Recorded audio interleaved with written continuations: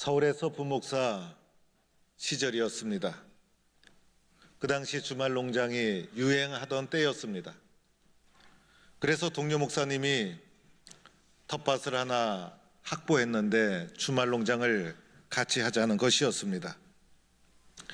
그래서 CA로 나가보니 허름한 땅이 하나 있어서 부목사 가정 3가정이 주말 농장을 하기로 하고 그곳에 가게 되었습니다.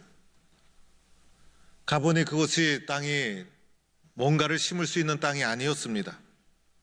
완전히 돌밭이었습니다. 그런데 함께 간 목사님 가정은 그것도 좋다고 그곳에 텃밭을 하자고, 그래서 경계를 정하고 돌을 고르기 시작했습니다. 저는 그때 가져간 것이 부삽 하나였습니다. 그래서 할 수 없이 돌밭을 고르기 시작하는데 금방 끝날 것 같은 일이 1시간, 2시간, 3시간이 가도 진도는 별로 나가지 않고 할 일은 많고, 그래서 하루 종일 돌만 고르다가 돌아온 적이 있었습니다. 안 하던 일을 하다 보니 온몸이 얼마나 아픈지 그날 집에 와서 완전히 뻗어버리고 말았습니다. 그리고 그 다음부터 주말 농장하면 지긋지긋해서 2번 다시 그곳을 찾아가지 않았던 기억이 납니다. 그때 깨달은 것이 세상에 쉬운 일이 하나도 없구나. 그리고 일하시는 분들 대단히 위대한 분들이다. 이런 생각을 했던 적이 있습니다. 인생에 쉬운 일이 어디 있겠어요? 쉬운 일이 있다면 그것은 어쩌면 의미가 별로 없는 일일 것입니다. 작은 일이더라도 제대로 하려고 하면 쉬운 일은 하나도 없는 것이고, 제대로 하려고 그러면 뭐든지 힘이 들어가고 어려운 일인 것입니다. 그러나 또한 아무리 어려운 일이라 할지라도 조그만 도움의 손길만 펼쳐지면 쉽게 일을 또한 해나갈 수가 있습니다. 그 일을 해나갈 수 있는 기술만 있다면, 그 일을 해나가는데 필요한 편리한 도구가 있다면, 그리고 작은 칭찬과 격려만 있다면, 심지어는 함께 옆에 있어만 주어도 어려운 것 같은 일도 쉽게 헤쳐나갈 수가 있게 됩니다. 세상에 쉬운 일이 없지만은 동시에 서로가 도와주면 못할 일도 없다라는 생각을 가지게 됩니다. 오늘 우리는 요한복음 14장 말씀을 읽었는데, 요한복음 14장, 15장, 16장은 예수님이 십자가를 지시기 전에 제자들에게 해주신 마지막 고별 설교라고 불려지는 것이고, 17장은 고별 기도라고 불려지는 곳입니다. 그 중에서 우리는 14장 15절 이하의 말씀을 보았습니다. 예수님께서 십자가에 죽으시기 전에 제자들에게 유언처럼 해주신 말씀이 오늘의 말씀인 것입니다. 예수님이 제자들의 곁을 떠나니 제자들의 마음이 얼마나 불안하고 두려웠겠습니까? 제자들을 남겨두고 예수님이 십자가를 지심으로 떠나게 되는데, 이 제자들이 불안과 두려움 가운데 오늘 말씀을 듣게 되는 것입니다. 고별 설교를 하시는 중에 오늘 읽은 15절 말씀에 이르러서 예수님 말씀하시기를, 너희가 나를 사랑하면 나의 계명을 지키리라. 너희가 나를 사랑한다면 나의 계명을 지키리라 라고 말씀하고 있는 것입니다. 제자들에게 너희가 나를 사랑하느냐, 너희가 나를 사랑하느냐, 너희가 나를 사랑한다면 나의 계명을 지키라 라고 주님 말씀하시는 것입니다. 거꾸로 말하면 나의 계명을 지킴으로 말미암아 나를 사랑하는 그 사랑을 증명해 보아라. 너희가 진실로 나를 사랑한다면 계명을 지킴으로 그 사랑을 증명해 보여주어라 라고 예수님이 말씀해 주고 있는 것입니다. 여러분, 사랑하면 순종하게 되죠. 아내가 사랑스러우면 처갓집 말뚝도 예쁜 거예요. 그래서 아내가 사랑스러우면 아내의 말에 잘 순종하게 되는 것이고, 남편이 사랑하고 남편을 존중하게 되면 남편의 말을 잘 순종하게 되는 거예요. 어느 날부터 아내 혹은 남편이 뭔가 순종도 하지 않고 사랑도 하지 않고 그러면 뭔가 이상이 생긴 것이에요. 사랑하는 사람의 말을 듣는 것은 하나도 아깝지 않아요. 자발적이고 순종하게 되고, 사랑한다면 말씀에 순종하게 되고, 그리고 배려하고 존중하고 사랑하면 못할 것이 어디에 있겠어요? 제자들에게 예수님 말씀하시기를 너희가 나를 진실로 사랑한다면 나의 계명을 지키라. 나의 계명을 지킴으로 말미암아 나를 향한 너희의 사랑을 증거해 주기를 원한다. 주님 말씀하시고 있는 거예요. 또한 이 말씀은 우리들에게도 해당되는 거예요. 내가 주님을 사랑한다면 주님에 대한 말씀을 순종해야 되는 거예요. 오늘 우리가 이 자리에 나온 것은 주님을 사랑하기 때문에 내가 주님을 사랑한다면 주님의 말씀을 순종해야 되는 것이에요. 내가 주님을 사랑하는 것을 어떻게 드러낼 수 있을까? 주님의 말씀에 순종함으로 내가 주님을 사랑하는 것을 증거해 줄 수가 있다는 것입니다. 그런데 주님의 말씀을 따라서 순종하려고 하니 보통 일이 아니에요.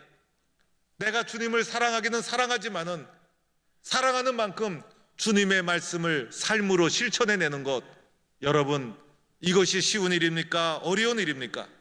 이것은 쉬운 일이 아니더라는 것입니다. 말씀을 실제로 순종하는 것은 치열한 영적 전쟁과도 같은 거예요.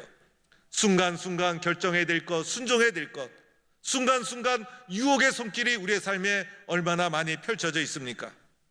그래서 내가 주님을 사랑하지만, 내가 주님을 사랑하는 것은 맞지만은 주님을 사랑함에도 불구하고 나의 연약함으로 말미암아 주의 말씀을 그대로 지키는 것은 쉬운 일이 아니요 매우 어려운 일이요 어쩌면 불가능한 일이다라고 할 수가 있는 것입니다. 이 어렵고 불가능한 일을 주님이 우리에게 말씀하시면서 그냥 두지 않았죠. 오늘 15절 말씀해 보니 주님이 이렇게 말씀하고 있어요. 내가 아버지께 구하겠으니 그가 또 다른 보혜사를 너에게 주사.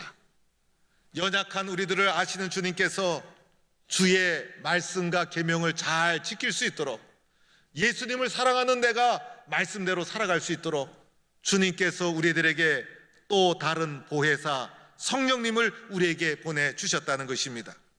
여러분, 성령님은 우리의 연약함을 아시고 우리가 말씀대로 살아갈 수 있도록 도와주기 위해서 오신 분이 바로 성령님이세요. 오늘 이 말씀 속에서도 보면 또 다른이라는 말이 있죠. 또 다른 일이라는 것은 똑같은 동질이라는 거예요. 형태는 다르지만 똑같은 분이라는 거예요. 그리고 이 보혜사 성령님을 예수님의 제2의 자라고 부르기도 합니다. 헬라어로는 파라크레이토스라고 하는데 성경에 5번 나오는데 요한복음 이 부분에서만 4차례에 걸쳐 나오고 그 한 번도 요한일서에 나오고 있는 요한문서에서만 쓰여진 독특한 단어가 바로 파라크레이토스라는 단어인 것입니다. 이것을 번역한다면 돕는 자, 위로자, 상담자, 변호사라는 뜻을 가지고 있는 것입니다. 이제 예수님께서 십자가의 죽으심으로 우리 곁을 떠나게 됩니다. 예수님이 떠나면 얼마나 불안하고 두려운 일입니까? 제자들이 예수님을 의지하고 예수님만 바라보며 함께 동고동락하며 오늘까지 이르렀는데 예수님이 갑자기 십자가를 지시고 우리 곁을 떠나니 얼마나 불안하고 두려운 일입니까? 그런데 예수님께서 말씀하시기를 나와 똑같은 분, 나와 똑같은 능력을 가지신 분, 그분을 우리에게 다시 보내주시겠다는 것입니다. 그러니 얼마나 위로와 힘이 됩니까? 예수님과 똑같은 자아, 예수님과 똑같은 능력, 예수님과 똑같은 인격, 예수님과 똑같은 역할을 하시는 성령님께서 우리에게 오셔서 예수님이 진행하셨던 구속사역을 계속 이어갈 수 있도록 우리의 연약함을 아시고 우리를 옆에서 도와주시고 격려해 주시고 동행해 주시고, 이분이 성령님이시고 이 성령님이 계시기 때문에 주님을 사랑하는 우리들은 주님의 말씀에 순종하고 주님의 말씀을 따라 살아갈 수가 있게 되는 것입니다. 오늘 말씀하시는 보혜사 성령님은 어떤 분이신가? 오늘 말씀해 보면 16절에는 이렇게 말씀합니다. 영원토록 너희와 함께 있게 하리라. 영원토록 우리와 함께 계시다는 것입니다. 세상에는 영원한 것이 아무것도 없죠. 세상의 그 모든 것은 일시적인 것이에요. 아무리 친구가 좋아도 때가 되면 내 옆에 남아있는 친구가 없어요. 사람이 아무리 좋아도 사람은 좋았다 싫었다 나빴다 좋았다 영원히 변함없는 것은 세상에 아무것도 없어요. 그러나 예수님 영원히 변함없이 우리의 친구가 되어주시고 또한 성령님 영원토록 우리와 함께 하시는 분이십니다. 내 곁을 떠나지 않고 옆에 있어만 주어도 얼마나 힘이 되는지, 이 성령님은 변함없이 영원토록 우리와 동행해 주시는 분이 우리에게 오시는 예수님과 똑같은 보혜사 성령님이신 것입니다. 17절 말씀해 보니 보혜사 성령님을 가리켜 그는 진리의 영이라 라고 말씀합니다. 세상은 진리가 없죠. 세상은 진리를 찾아볼 수가 없습니다. 그런데 성령님은 진리의 영인 것입니다. 도마가 바로 앞절에서 예수님께 물어보시죠. 주여, 주께서 어디로 가시는지 우리가 알지 못하거늘 그 길을 어찌 알겠삼나이까? 예수님이 가시는 길을 도마가 질문합니다. 그러자 예수님께서 내가 곧 길이요 진리요 생명이니 나로 말미암지 않고는 아버지께로 올 자가 없느니라. 예수님 자신이 길이요 진리요 생명이다. 예수님은 자신이 길이 되시고 진리가 되시고 생명이 되심을 말씀해 주시고 있는데, 오늘 우리에게 오시는 성령님은 예수님과 똑같은 분, 그래서 자신을 진리의 영이다 이렇게 말씀하고 있는 것입니다. 이 진리의 영을 세상은 알 수가 없어요. 이 진리의 영을 세상은 보지도 못하고 알 수도 없는 것입니다. 그런데 너희는 그를 아나니, 제자들은 이분을 알아요. 왜냐하면 예수님과 똑같은 분이셨기 때문에 진리의 영이신 성령님을 제자들은 인지하고 있었다는 것입니다. 또한 너희와 함께 거하시며 너희 속에 계시겠습니다. 예수님을 만난 우리들은 제자들이 성령님의 존재를 인지했던 것처럼 예수님 안에 있는 우리들도 성령님을 인지하고 경험할 수 있고, 인격적으로 그분을 만나고 나서 이분이야말로 진리의 영이시구나, 성령님이 진리구나, 나와 함께 내 속에 동행하고 거하시는구나, 이것을 느끼고 경험할 수가 있다는 것입니다. 오늘 18절 말씀에는 이렇게 권면합니다. 내가 너희를 고아와 같이 버려두지 아니하고 너희에게로 오리라.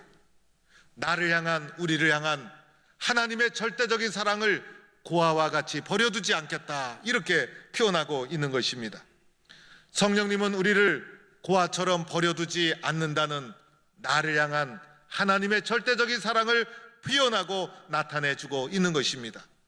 성령님의 오심은 하나님께서 나는 너희를 고아처럼 버려두지 않는다, 너는 하나님의 자녀다, 나는 너희들을 변함없이 사랑한다는 주님의 사랑을 우리에게 나타내는 표가 되는 것입니다. 예수님은 우리 곁을 떠났지만은 똑같은 예수님 성령님께서 우리에게 오심으로 말미암아 우리를 절대로 포기하지 않고 우리를 고아처럼 버려두지 않는다는 나를 향한 하나님의 사랑을 보여주는 것이 성령님의 다시 오심이라는 것입니다. 예수님을 모르고 성령님을 모르면 그 영혼은 고아와 같은 영혼이에요. 예수님을 모르고 성령님을 모르면 그 영혼은 고아와 다름이 없는 것이에요. 그러나 우리는 고아가 아니죠. 하나님의 자녀로 세상을 살아가고 있는 거예요. 나를 향한 하나님의 사랑을 증명하는 것이 우리에게 오신 보혜사 성령님이라는 것입니다. 그래서 우리들은 이렇게 고백해야 되죠. 나는 고아가 아닙니다. 나는 하나님의 자녀입니다. 이런 믿음과 고백을 가지고 주님 앞에 살아가고 있는 것입니다. 또한 오늘 19절 말씀에는 이렇게 표현하죠. 조금 있으면 세상이 나를 보지 못할 것이로나. 조금 있으면 세상이 나를 보지 못한다는 것은 예수님께서 조금 후에 십자가를 지시고 죽으심으로 말미암아 세상이 예수님을 다시는 보지 못한다는 것입니다. 그러나 그것이 끝이 아니죠. 이어지는 말씀을 보니 너희는 나를 보리라. 성령님으로 똑같은 예수님이 우리에게 찾아오신다는 것입니다. 그러면서 하시는 말씀이 너희가 살았고 내가 살았고 너희도 살아 있겠습니다. 여러분, 예수님은 오늘도 살아서 역사하고 있는 줄로 믿습니다. 내가 살아있듯이 예수님은 성령님으로 우리에게 오셔서 오늘도 우리와 동행해 주시고 살아계셔서 우리를 도와주시고 우리와 함께 하시고 우리의 연약함을 아시고 우리를 응원해 주시고 우리가 주님의 말씀에 순종하며 살아갈 수 있도록 믿음의 길을 계속 걸어가는 우리들을 옆에서 도와주시고 보호해 주시고 인도해 주시는 분이 살아계신 성령님이신 것입니다. 오늘 20절 말씀에는 그날에는 내가 아버지 안에 너희가 내 안에 내가 너희 안에 있는 것을 너희가 알리라. 성령님이 오시게 되면 성령님 안에서 내가 예수님 안에 예수님이 내 안에 있는 신비로운 소통과 연합을 경험하게 됩니다. 예수님이 아버지 안에 있고 아버지가 예수님과 동행하고 있구나. 내가 예수님 안에 있고 예수님이 내 안에 있구나. 예수님이 오늘도 살아계셔서 나와 동행하고 있구나. 성령님의 은혜 가운데 신비로운 소통과 연합과 일치, 이러한 은혜를 누리게 된다는 것입니다. 성령을 모르는 삶은요, 의미가 없는 거예요. 성령을 모르는 삶은 능력이 없는 거예요. 그러나 예수님을 알고 성령님을 아는 자는 삶의 내용, 삶의 의미, 그리고 삶의 기쁨, 모르는 사람과 보이지 않는 엄청난 질적인 차이가 있는 삶을 누리게 되는 것입니다. 이 성령님의 존재를 알고 믿고 깨닫고 사는 것이 얼마나 행복하고 얼마나 소중한 일인가. 사랑하는 성도 여러분, 세상에 쉬운 일이 어디에 있겠어요? 저는 그 텃밭 가꾸는 거 하나도 그렇게 힘들던데 세상을 살아가면서 쉬운 일이 어디에 있겠어요? 영적 전쟁터 같은 오늘의 삶 속에서 믿음을 가지고 말씀에 순종하며 살아가는 것 어찌 쉬운 일이겠습니까? 그럼에도 불구하고 믿음을 가지고 오늘도 세상에서 승리하며 살아가는 이유, 세상의 어려움과 시련을 헤쳐나가는 이유, 세상에서 실망하고 낙심하고 절망하지 않고 믿음으로 이겨나가는 이유가 있어요. 그것은 예수님과 똑같은 보혜사 성령님이 오늘 우리에게 오셔서 나와 동행해 주시고 끊임없이 나를 도와주시기 때문인 것입니다. 그렇기 때문에 우리는 이기지 못할 일이 아무것도 없어요. 사도 바울은 이것을 깨닫고 나서 내게 능력 주신 자 안에서 내가 이루지 못할 일이 아무것도 없다, 당당하게 선포하지 않았습니까? 그런데 여기에서 우리가 기억해야 될 것이 있어요. 이러한 성령님을 머리로만, 지식으로만, 이성으로만 이해해서는 안 된다는 것입니다. 신앙생활은 이성이 아니에요. 저는 모태신앙임에도 불구하고 오랫동안 신앙을 머리로, 지식으로, 이성으로 이해하려고 했어요. 그래서 이해되지 않으면 믿지 않으려고 했어요. 이해되지 않으면 믿을 수가 없었어요. 신앙의 기준이 나의 이성과 지식이었어요. 그런데 사람마다 이성의 차이가 있잖아요. 지식의 차이가 있잖아요. 경험의 차이가 있잖아요. 내 경험, 내 지식이 절대적인 가치가 아니잖아요. 그래서 여러분의 이성이 신앙의 기준이 된다면 신앙의 내용과 신앙의 그 모든 것이 다 달라질 거예요. 나의 이성과 지식과 경험이 신앙을 이해하는 중요한 척도가 될 수 있지만은 그것이 절대적인 기준이 아니라는 것입니다. 특별히 성령님을 이해하는데 이성적으로, 지식적으로 성령을 알아서는 이것은 능력이 되어질 수가 없다는 거예요.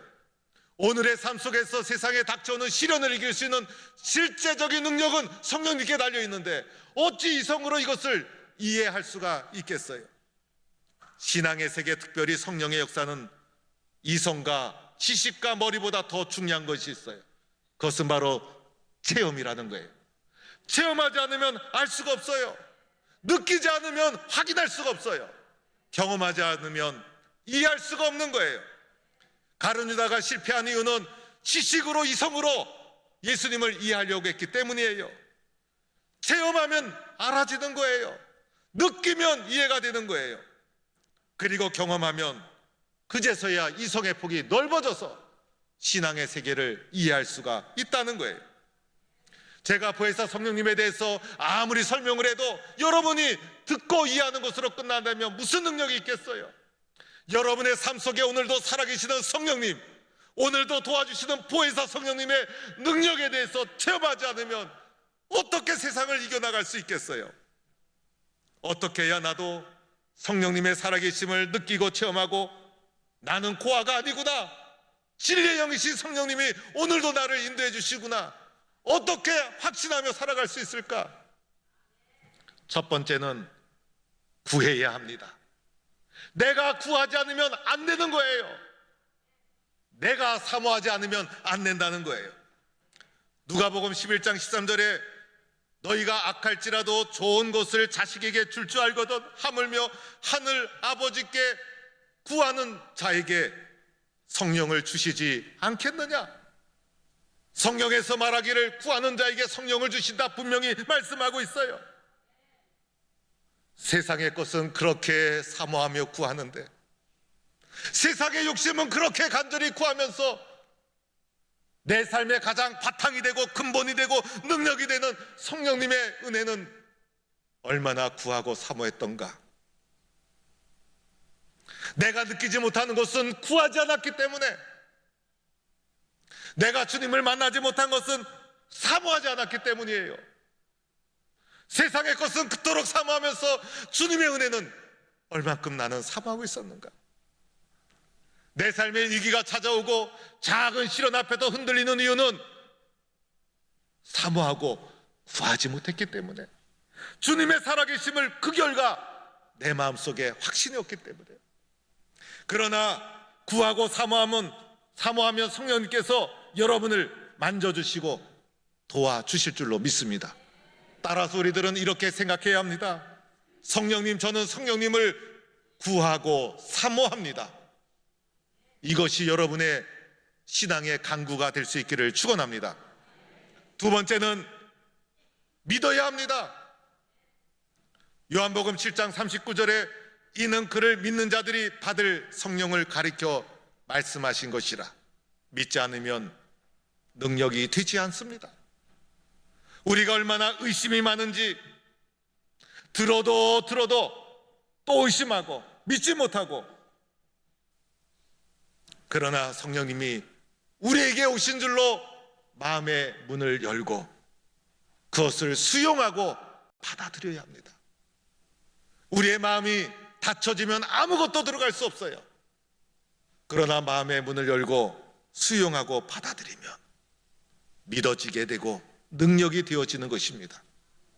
그래서 우리들은 마음속으로 이렇게 다짐해야 합니다. 저는 성령님의 인도와 역사를 믿습니다. 이렇게 받아들이고 수용해야 합니다. 세 번째는 순종해야 합니다. 사도행전 5장 31절, 우리는 이 일의 증인이요 하나님이 자기에게 순종하는 자들에게 주신 성령도 그러하니라. 순종하는 자에게 성령을 주셨어요. 우리는 얼마나 불순종의 사람인지 몰라요. 그러나 성령님께서 인도하실 때 그 은혜에 순종하고 마음의 문을 열고 수용하고 받아들일 때 살아계신 성령님 여러분과 함께 하실 줄로 믿습니다. 우리는 속으로 이렇게 다짐해야 합니다. 저는 성령님의 인도에 순종하고 기대하고 따라가겠습니다. 그리고 네 번째는 기도해야 합니다. 오순절 초대교회 성령 사건 기도하는 가운데 경험한 거예요. 오로지 기도하기에 힘쓰더라. 기도하다 은혜 받고, 기도하다 눈물 흘리고, 기도하다 나를 안아주시는 주님을 만나고, 기도하다 마음이 치유되고, 기도하다 주님이 주시는 능력을 경험하고. 따라서 우리는 이렇게 기도해야 합니다. 성령님, 저는 주님을 만나고 싶어요. 저는 주님을 느끼고 싶어요. 마음의 문을 열고 기도해야 합니다. 예수님께서 우리를 너무 사랑하셔서 우리 가운데 육신의 몸을 입고 이 땅에 오시고 우리를 죄로부터 구원하기 위해서 십자가를 지시고 우리 곁을 떠나셨어요. 주님의 떠나심은 두렵고 불안한 일이에요. 그런데 주님은 떠나신 것이 아니었어요. 똑같은 예수님 우리 가운데 다시 오셨어요. 영원토록 우리와 동행해 주시고 우리의 연약함을 도와주시고 우리를 고아처럼 버려두지 아니하시고 오늘도 우리의 마음을 만져주시고 세상 살면서 주님 사랑해서 말씀에 순종하며 믿음의 길을 걸어가다가 지치고 쓰러질 때마다 다시 일으켜 세워주시고 성령님이 계시기에 우리는 오늘도 믿음의 길을 계속 전진해 나갈 수가 있는 것입니다. 오늘 우리는 어떻게 해야 합니까?